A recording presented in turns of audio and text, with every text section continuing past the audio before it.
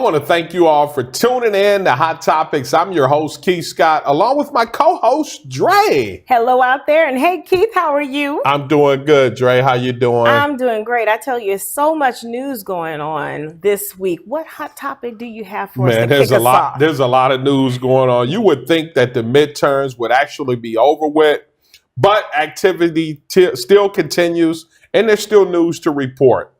The Arizona seat that was left open with Jeff Flake, well, he decided not to run for re-election, and that was decided earlier this week. Also, Democratic Christine Sinema is our new elected senator in Arizona. Congratulations. Now, that seat has been held by Republicans for 24 years. It took 24 years for that seat to change. And then the new addition to the Senate changes. There's 51 Republicans and 47 Democrats. And then in Georgia, the federal judge in Georgia has decided that the election winner will not be determined until all of the votes have been counted. So we still are in this midterm election, not even to mention Rick Scott in Florida, Gilliam in Florida, and in Georgia. So this midterm election is still going on and on and on. I tell you, this is one for the history books with all the questions regarding whether or not there was voter suppression or whether or not there was something funny going on as far as, hacking. It's just, it won't end, right? Yeah, it won't end. So we'll have to keep you posted on this midterm election, on the outcomes in these two different states. Man. Well, another election topic, gerrymandering. So in the ballot for Michigan, Missouri, and Colorado, there was an initiative to get rid of gerrymandering altogether. And when they passed those initiatives, they joined Ohio, who had already adopted eliminating gerrymandering. Now, you may ask me, what is gerrymandering? Basically, what happens is one side makes a cut in the district where the voters vote, and that cut or change of the boundary actually shifts the favor to that side. So you'll have, let's say for sake, an organization that wants to win, and they cut away this segment and water them down in one area, minimizes their voice in another area, and then all of a sudden they emerge as the win. So what winds up happening is this disparity. And if you do that across the board, you can eliminate the voice of one group of people. And ironically, when you look at what has been happening, it's been happening to minority votes. And so if they cut away the minority vote, that ensures that their perspective will be maintained. And so they actually have passed an initiative to get rid of that disparity and to ensure that everyone's voices are heard equally within the areas that they reside. Yeah, they need to do that. They really need to do it in Palm Beach County and Broward County. Yeah, it's unbelievable that in Palm Beach County and Broward County, they're still using pencils to vote. It's like, come on up with the technology. But then to their point, they could say, well, that's how it's hacked. You can't hack a pencil.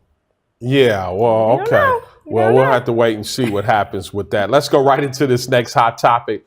We got an African-American couple in Maryland, Barry and Barbara Wallace, was shopping in one of their favorite stores that they shop in all the time, Costco. They're in Costco to buy a refrigerator. Now, this African-American couple goes in Costco all the time. They bought a car from Costco. They bought all kind of stuff from Costco. It's one of their favorite stores. They're in Costco shopping for a refrigerator when they notice that somebody's following them. Somebody's following them in Costco. They're walking around, they're still following them. And then before you know it, okay, somebody puts a call in, and of course, it was management that puts a call in, a 911 call, that's saying that there's a robbery in process. Well, of course, the couple leaves the store. They're in their vehicle, they're driving home, they get pulled over because they made the license plate and the color, the description of their vehicle. They get pulled over and got to go through a whole bunch of nonsense with one of their favorite stores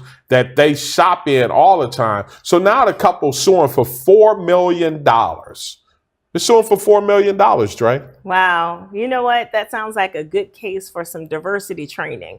Because really it seems does. like they weren't aware of the fact that they needed to understand that they needed to treat everybody the same.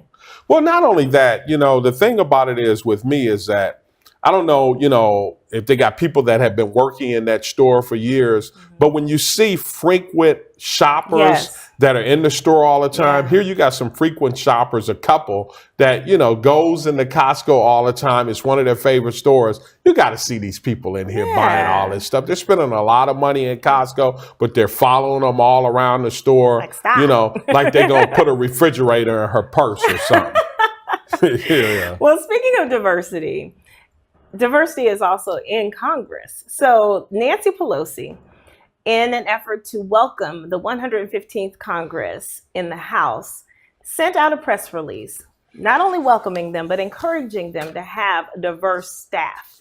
So one of the things that she wanted to point out was that Democrats actually currently have 60% women, minority, LGBT in the House.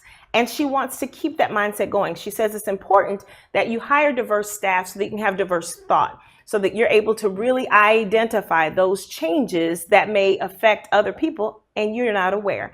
So it's just an awesome thing that she's sending them out and encouraging them to actually make that part of their goal so that they can continue ensuring that diverse thought continues in Congress. And so isn't it nice to know that you do have some people that are looking to ensure that the people are represented in Congress? Yeah, that's good stuff. There was a lot of diversity, but I want to tell you about a little diversity story too. All right. In Harris County, in Houston, H-Town.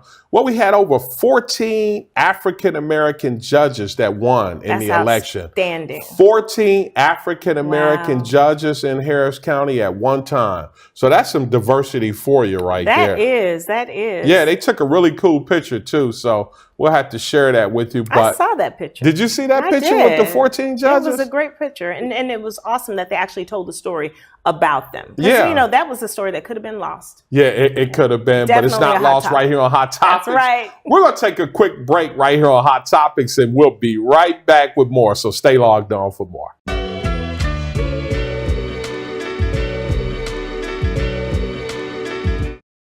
I tried Oxy at a couple of parties. I didn't know it'd be this addictive. I didn't know how far I'd go to get more. Opioid dependence can happen after just 5 days. Know the truth, spread the truth. You made your house a reality.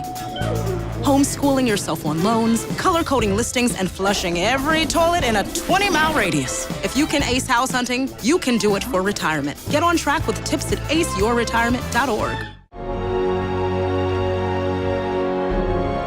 It takes a village to help somebody get their diploma. Changes your whole life. Find free adult education classes near you at finishyourdiploma.org. Nothing to do this week? Don't miss another event. Go to blacksinsanantonio.com for our event calendar. The home of the largest business directory in San Antonio with an African American focus. Sign up today for our weekly e-blast and text message alerts. Help us make this a better community. Connect, empower, grow.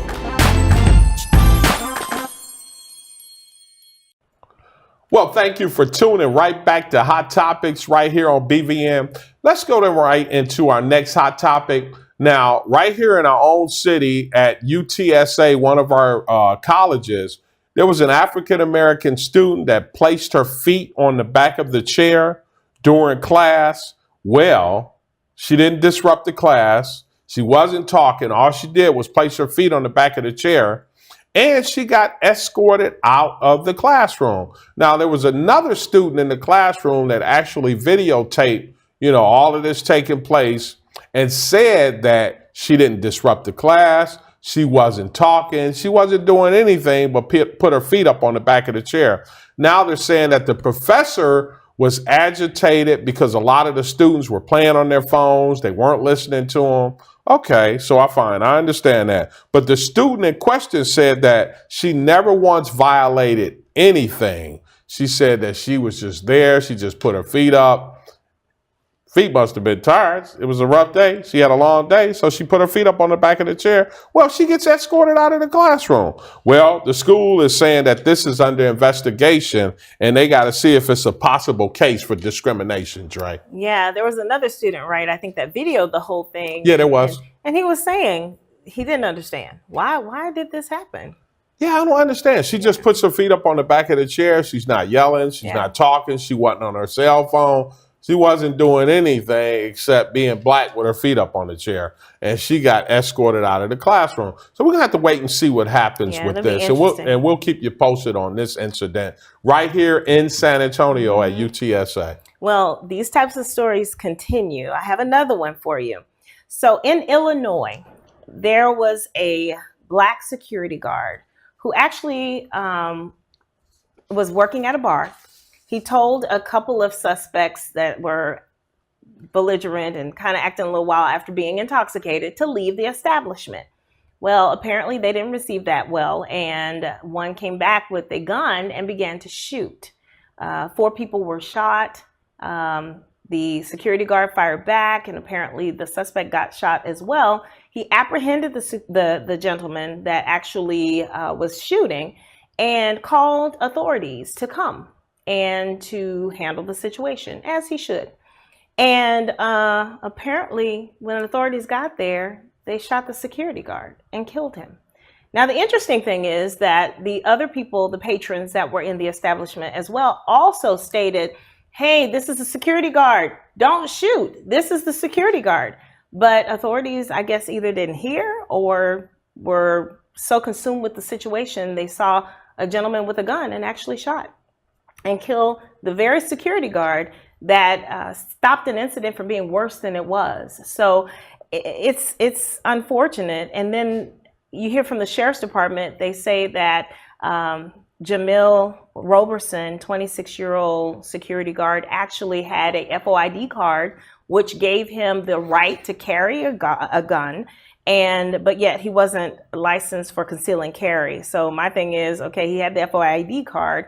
He was working in security and he had called authorities. And usually authorities say, is there anyone else, a friendly, that would have a weapon? And I guess in this instance, not enough detail was paid to in that situation. But unfortunately, a young man, 26 years old, working as a security guard, he was also a church musician, got killed trying to step in and help. That's unbelievable. Yeah. Here we are again. I mean, the guy's at work. He has on a security uniform. Exactly. I mean, a badge on his shirt. I mean, you know, that's what security guards have on when we talk about their clothing. Yeah. But yet, you know, he's not the perpetrator. He's working, but yet and still he gets shot and killed. Well, they said that when authorities entered, they just saw a man standing over another man with a gun. They didn't see all the other details. And they come in firing instead of just saying, put the gun down. Yep. That's unbelievable. Here we are again, man. We're going to really have to see what happens in that investigation. We'll be watching that one. Because that really needs to be investigated. Well, Amazon has decided to open up 2 different headquarters. They're going to be in Queens, New York, and also Arlington, Virginia. Both locations are to receive $2.5 million and will hire over 25,000 employees each. That's 50,000 jobs. That's 25,000 jobs in Queens. That's 25,000 jobs in Virginia. Man, that's pretty cool. And then they're also saying that Amazon has realized that the move will help them kind of get the cream of the crop and recruit top talent for these new locations. Now, I'm talking headquarters. So we're talking Queens and we're talking Virginia, but that's really cool because it's going to open up some employment in Queens and Virginia. Yeah, it was part of Amazon's strategy to actually identify talent in those areas. And so, and what's going to happen in Washington? Well, they're giving people the opportunity to relocate from Seattle, Washington. So it's going to be interesting. The fact that they chose Queens, I find that very interesting because that's going to make that area thrive. And it's going to be pretty cool. I wonder if they flipped a coin like Coming to America. See, it said Queens. Well, I tell you, another interesting hot topic this week, we mourn the death of Stan Lee. Now, Stan Lee, is the father of Marvel Comics. And he was here in San Antonio, I believe, a couple of years ago for Comic-Con. And it was such a unique opportunity. But back then they were saying, well, we know we won't have him long. And he was older. And so he's 95 years old at the time of his death. And, you know, I wanted to tell us a little bit more about Stan Lee. What is it that we could find out about him? And so one of the things that was very interesting about him is that he was a proponent of diversity. He was someone who stood up for civil rights. And in looking back at his approach to comics, he had 17 Black superheroes, from Storm to the Green Lantern to the Black Panther and many, many more. And so his legacy of diversity, his legacy of really being a proponent for civil rights can be seen not only in his work, but also in his position. So one of the things that was very interesting about him is the fact that he chose to actually talk about diversity in what he called his soapbox. And I want to just read a little bit to you about how he actually took a stand at a time where it wasn't very popular to take a stand. Stan Lee, not only was he embarrassed about the fact he was a grown man writing comics, but he was embarrassed about what he saw going on in America. In 1968, he wrote in his soapbox, "Bigotry and racism are among the deadliest social ills plaguing the world today.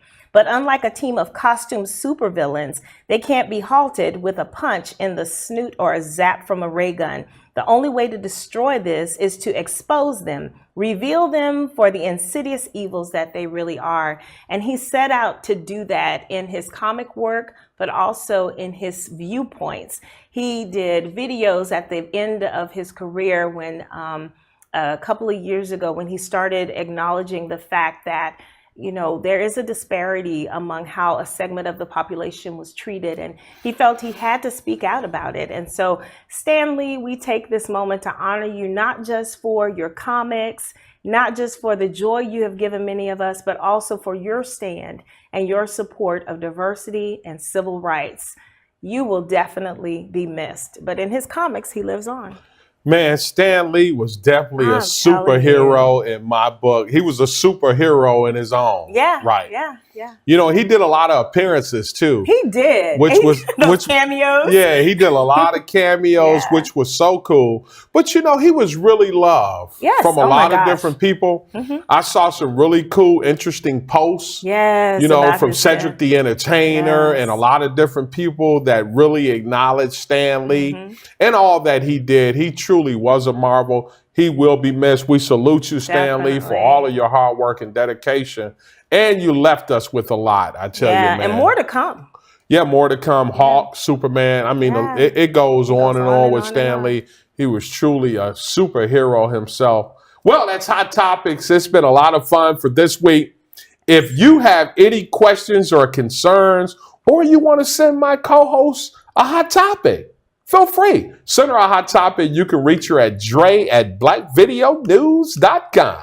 And if you would like to reach out to Keith and tell us a little bit about what you think about Hot Topics, give us some feedback, let your voice be heard, you can reach him at kscott@blackvideonews.com. Well, we want to thank you all for tuning in to this week's Hot Topics. It's almost Turkey Day, so you all be safe out there. We'll be coming back with more right here with Hot Topics. If you want more on Hot Topics, or you want the news that matters to you, that matters to us, feel free to subscribe to blackvideonews.com, and you can check out all of our content on blackvideonews.com. I'm your host, Keith Scott, along with my co-host, Dre, and that's Dre with the DRE. We'll see you next time right here on Hot Topics. As always, be encouraged.